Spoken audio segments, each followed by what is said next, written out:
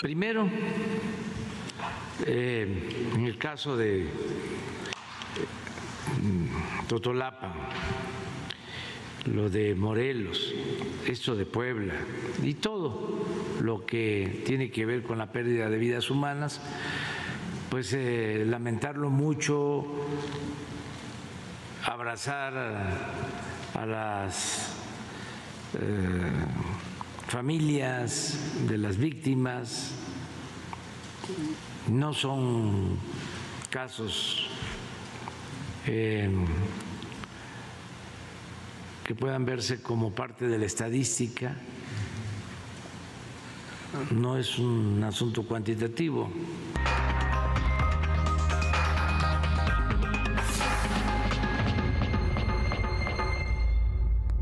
Bueno, esto es lo que desde ayer le estamos informando que sucedió en Guerrero, en el estado de Guerrero, en San Miguel Totolapan.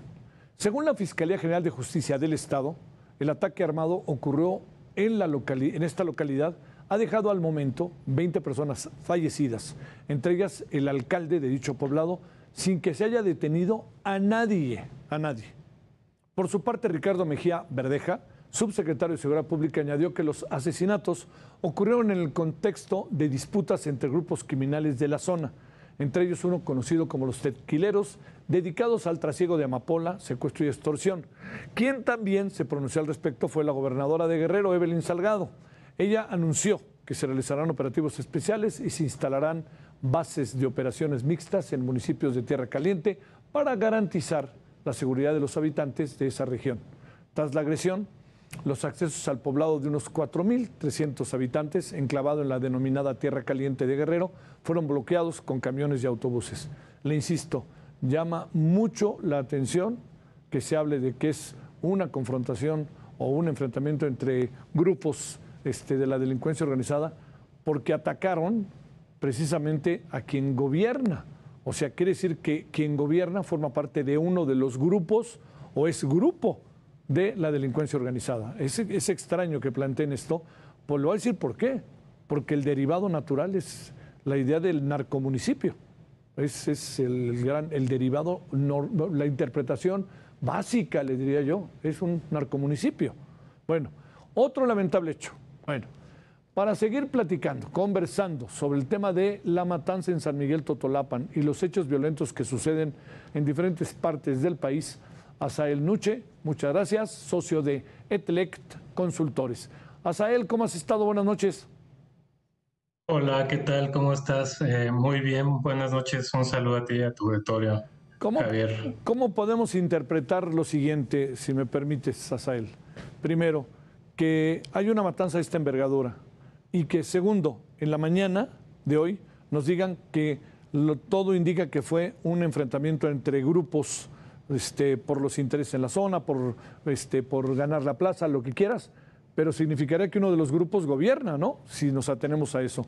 ¿Qué supones que ante qué estamos, Asael? Mira, Javier, a mí me gustaría ser cuidadoso respecto a precisamente la información de contexto que se ha vertido. De hecho, pues sí llama la atención la declaración del subsecretario de Seguridad Pública al respecto, porque pues finalmente es información que cualquier ciudadano de a pie, consultor, analista, periodista puede tener acceso precisamente a través de Internet e informarse de las situaciones que están ocurriendo en aquel municipio, en San Miguel Totolapan. De hecho, tenemos antecedentes importantes respecto a estos hechos.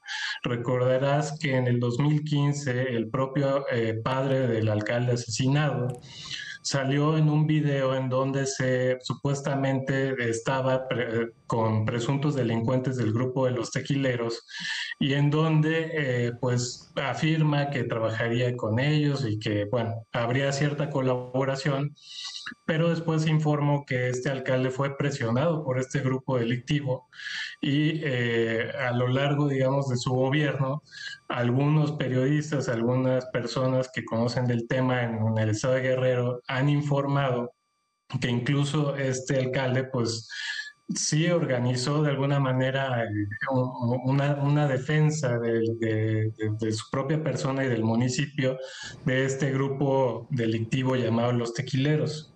Entonces, por supuesto que hay información y hay antecedentes muy importantes de que ese municipio y esa autoridad política estaba en riesgo.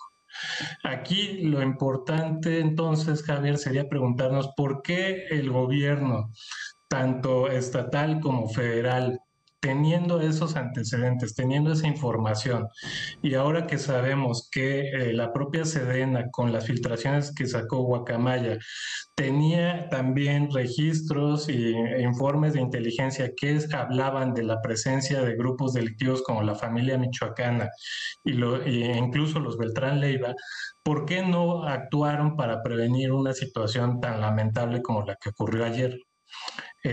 Aquí, antes de anticiparnos o de adelantar ciertas hipótesis, como planteabas, es decir, podemos suponer o podemos imaginarnos que estas autoridades políticas en el municipio podrían haber tenido vínculos con la delincuencia organizada. Sin embargo, no hay evidencia hasta la fecha de que lo hayan estado. Es decir, estaba ese video y después no se actuó, no se investigó, no se resolvió absolutamente nada por parte de la Fiscalía Estatal y se dejó pasar el tiempo. Evidentemente llega el hijo de este alcalde y también podríamos suponer que hay vínculos de esta persona con grupos delictivos. El problema es que, Javier, todo esto se ha convertido en una gran narrativa Sí. del gobierno federal y de la autoridad política para constantemente indicar o insinuar que detrás de estos crímenes siempre hay vínculos con el crimen organizado. Y a mí me parece que hay que ser muy cuidadosos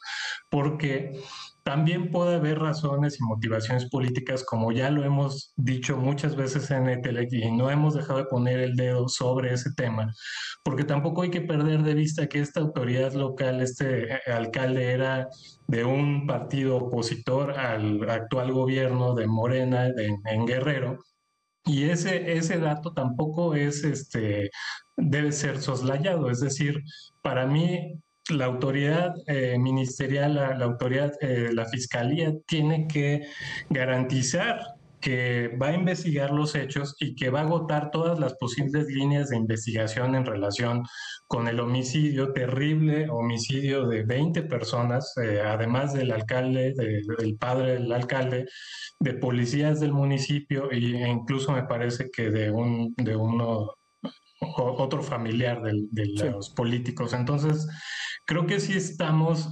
cayendo un poco en el juego de esta narrativa de todo es el crimen, pero no esperamos a que haya investigaciones. Ya conocemos también que las fiscalías y que las autoridades encargadas de la investigación de los delitos no necesariamente conducen a la verdad, como pasó en el caso de Ayotzinapa. Es decir, también podemos esperar que haya manipulación de las investigaciones, de las averiguaciones, de los pruebas que se vayan obteniendo y que se desvíe la verdad del caso y no se dé en verdad con los responsables intelectuales y no solamente los materiales de estos terribles hechos, Javier. Entonces, creo que yo no descartaría de entrada los móviles políticos.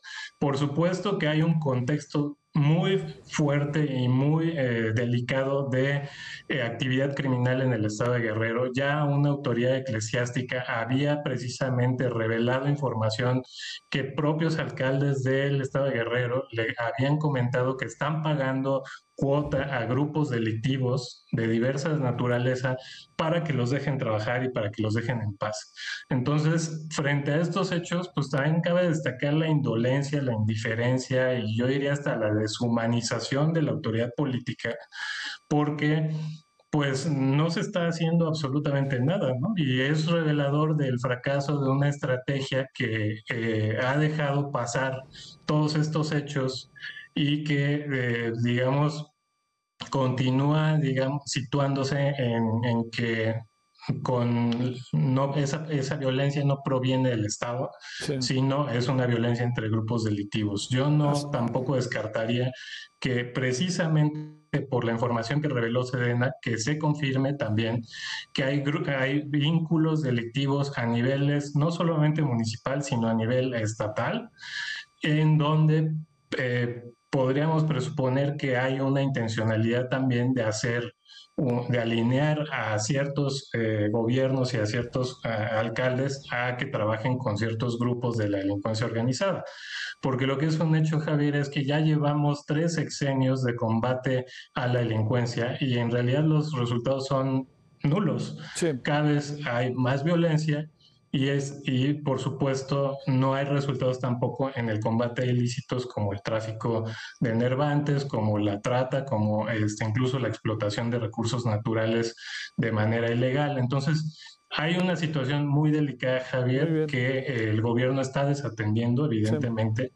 Oye, extiendes, Asael, este marco, supongo, este marco hipotético, ¿no? De las diferentes Sí. circunstancias que aparecen, Asael, se extiende a todos los hechos violentos. Tengo la impresión de que se nos han agudizado las cosas en los últimos, o sea, digamos, el mensaje de la militarización o de la impunidad, etcétera, pues puede no caer en la sociedad o en los ciudadanos, pero quizás se puede caer en la delincuencia o en los propios gobernantes. ¿Hay algo ahí que tú veas para cerrar? Porque da la impresión de que estamos viendo un clima particularmente ahorita otra vez muy oprobioso, ¿no? Muy rudo, muy violento, muy de temores, en medio de discusiones que estamos teniendo y en medio de un hackeo a la Secretaría de Defensa Nacional. Como que todo se nos juntó en un momento dado. En breve, ¿qué piensas de esto? Entendiendo que merece un gran análisis, Asael. Sí, Javier. Bueno, pues yo creo que tienes razón en señalar que sí hay elementos para pensar que podemos esperar que se pueda agudizar la violencia. En particular, sí me gustaría comentarte que, por ejemplo, nosotros dentro de emitimos una alerta hacia nuestros clientes, precisamente alertando de que la infiltración, o más bien la filtración de documentos de seguridad nacional y de inteligencia de las Fuerzas Armadas, por supuesto que significa una vulneración gravísima a la seguridad del Estado mexicano, eso no se puede soslayar. Y al revelar diferentes capas de información sobre presuntos vínculos de autoridades, de diferentes actores a niveles estatales, municipales, etcétera, por supuesto que eso puede detonar que haya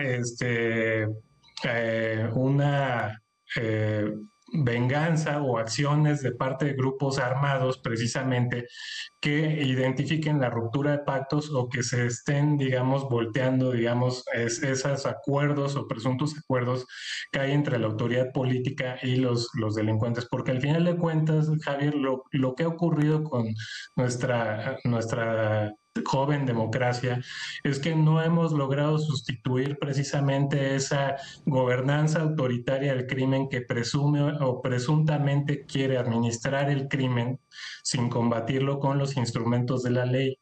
Y eso es precisamente lo que impide que se cierre este círculo de la violencia que no se está deteniendo ni se va a detener con programas sociales, ni con abrazos, ni cerrando los ojos a los hechos de violencia tan terribles que aquejan al país. Entonces, para cerrar, pues por supuesto que vemos alarma, sobre todo en estas filtraciones. Dos, hay elementos también para presumir que la corrupción no solo no se ha combatido, sino se ha expandido. Y por supuesto que eso nos debe prevenir, Javier, de que pueden ocurrir más hechos de esta naturaleza.